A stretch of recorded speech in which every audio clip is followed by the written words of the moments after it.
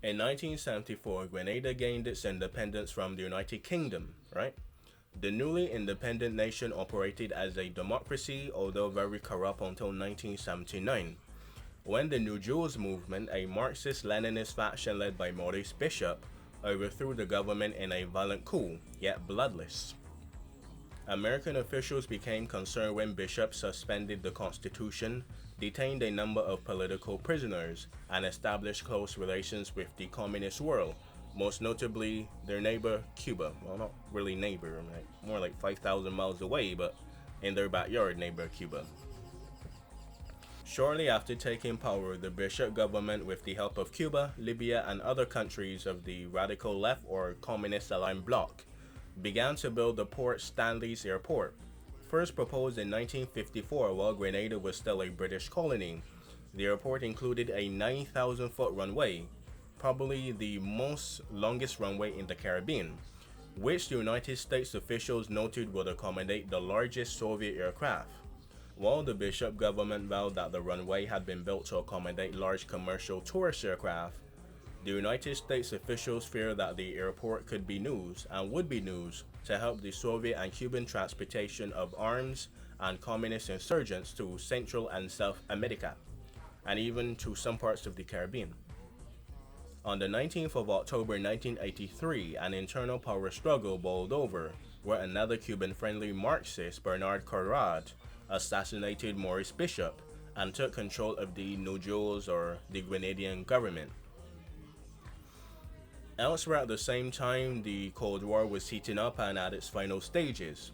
On one hand, you had the Africans fighting in Angola, Mozambique, and even in decolonization wars. At the same time, you had the Soviets invading Central Asia, especially Afghanistan. In South America, America's backyard, there was the Sandinistas, the El Salvadorian Civil War, the Panama Canal crisis, and of course the Augusto Pinochet government. And of course, in the Caribbean, we had Grenada and the power struggle in that nation.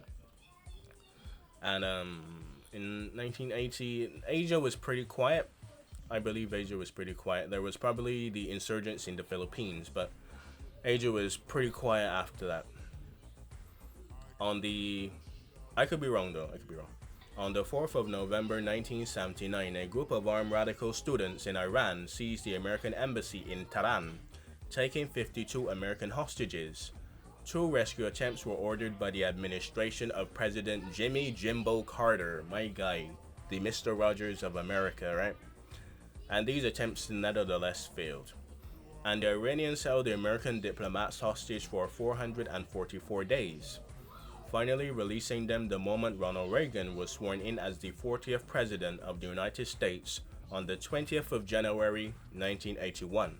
The Iranian hostage crisis, as it came to be known, furthered eroded the already tense relations and the détente, even though the Soviets killed détente with the invasion of the Afghanistan.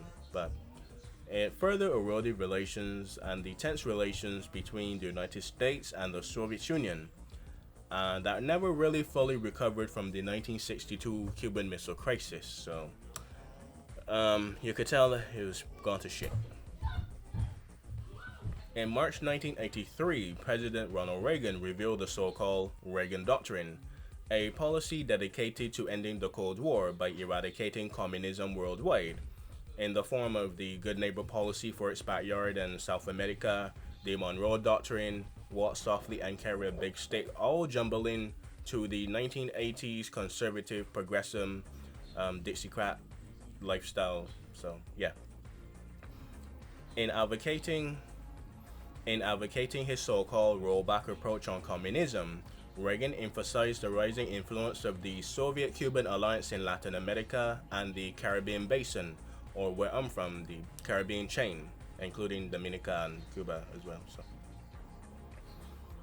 when protests against the Bernard Cordar's Marxist government in Grenada became violent, Reagan cited concerns over the 600 United States medical students on the island and fears of another Iranian hostage crisis as justification for launching the Grenadian or Grenada invasion or Operation Urgent Fury.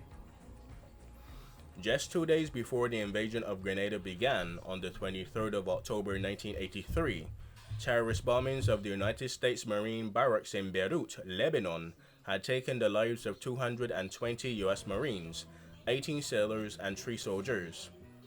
In a 2002 interview, Reagan's Secretary of Defense Caspar Wienerberger recalls, I believe he's American citizen though. We were planning that. Yeah, just give my ending, but let me do something dramatic like Indian Idol would. So picture yourself, the year is 1983. You're from Grenada, you're Grenadian, the Spice Island. Suddenly, a US Black Hawk comes down and starts to deploy troops on your land. What do? Do you join the New Jewels movement or help to welcome the Americans from saving you from the New Jewels movement? While Maurice Bishop was not the best guy, life, people, and circumstances of the past, especially even the very notorious ones, can still be black and white, yes, literally, in their complexity, in their nuance, and of course, their ripples through time. While I think Maurice Bishop did some great for Grenada and helped it to put it on track with other conservative yet liberal style British copycat countries of the Caribbean, the speaking Caribbean of English, not I don't know about the France or the Dutch, but I'm from the English one, as you can tell. Not the best English, but you know.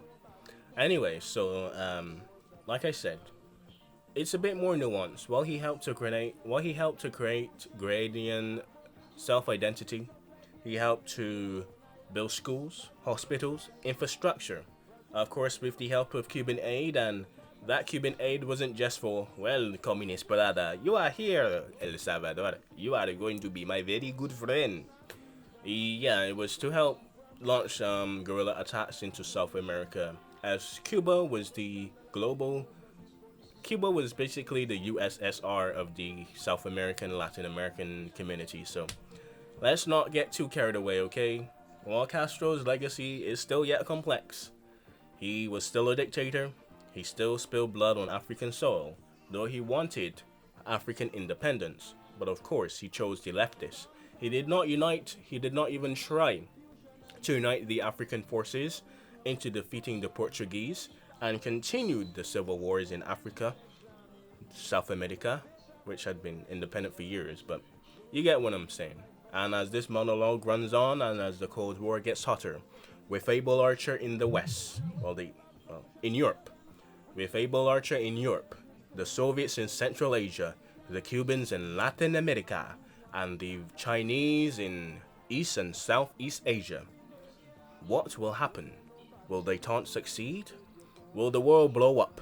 Will Operation Urgent Fury lead to the destruction of this planet? I guess we'll all have to find out next time on USA's invasion of Grenada. Learn something, you bastard. Hey, big man, I gonna tell you a story. Understand? And this story gonna involve when Barbados invade Grenada. Yes, right. Learn something, boys and girls. We're being inclusive, cool?